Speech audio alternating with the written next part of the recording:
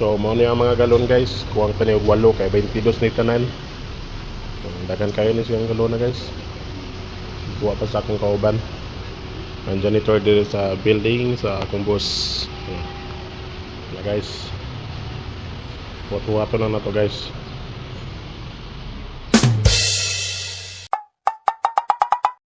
So padong na ta sa atong suki o gripilanan guys. Sa mga English ni dapit guys. Padong na ta dito. May kay di kayo init rong adlaw guys. Parehas sa gihapon guys nga naglandong-landong ra guys. Nadili init rong panat na to ang adlaw guys. So mao na ang galon guys nga kung gi kuha sa opisina guys, mga 22 na kabuok. Ipangmuhaw man ang mga tao dito guys, manangdagan kayo ng galon guys.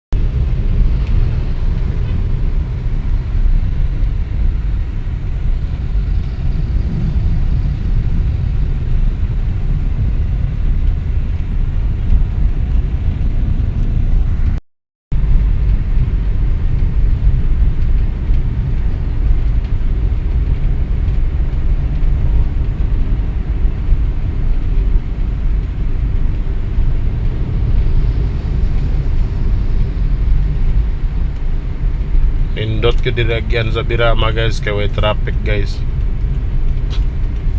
Lapad maguni diri nga dalan guys. O na nga digit sa traffic.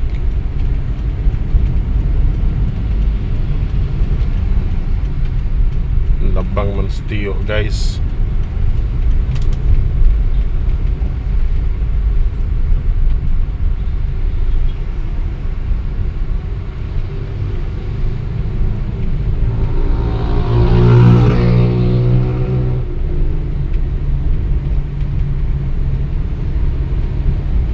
Nata sa to ang suki repilanan og tubig guys.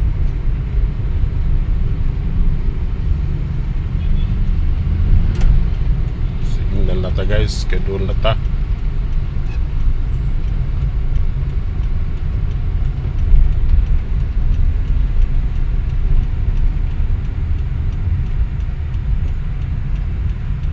Sitom guys, sitom.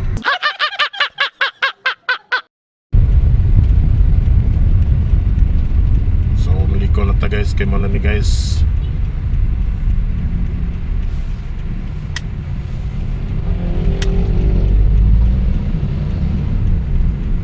Malami siya guys, Cebu Betel Academy Foundation.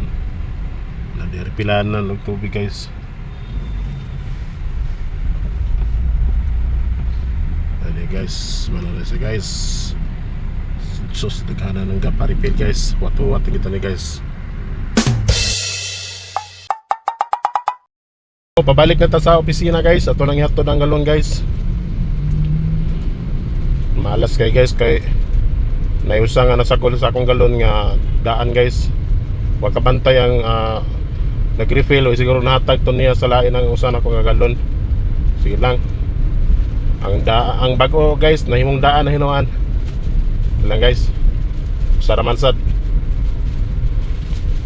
Huwag kabantay ang refillan ni guys.